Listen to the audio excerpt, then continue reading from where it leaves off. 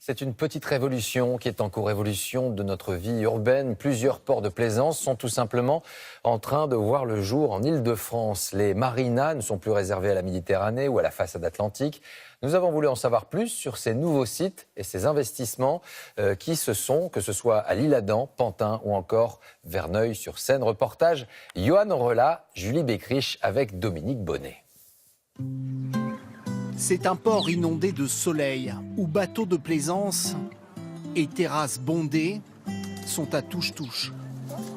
Une marina au faux air de Côte d'Azur, car ce cadre bucolique, c'est Port-Cergy, dans le Val d'Oise, à 45 km seulement de Paris.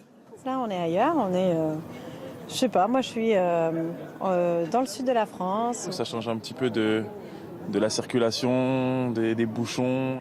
Une vue apaisante pour les riverains, un cadre de vie pour les plaisanciers. Ici, le port affiche complet.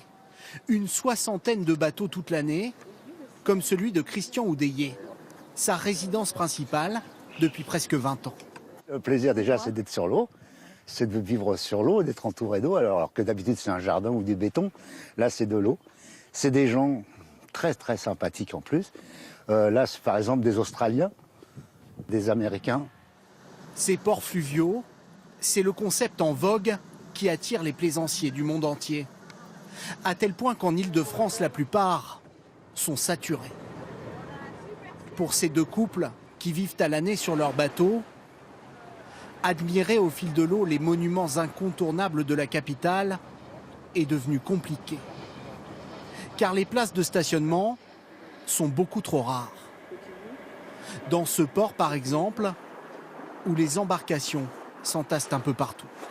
Par manque de place, on a rajouté des bateaux, et ces bateaux sont empilés les uns sur les autres par rapport à un quai. Où peut-on s'amarrer en tant que plaisanciers qui ne sommes pas de Paris, qui sommes juste de passage et où on voudrait s'amarrer quelques jours?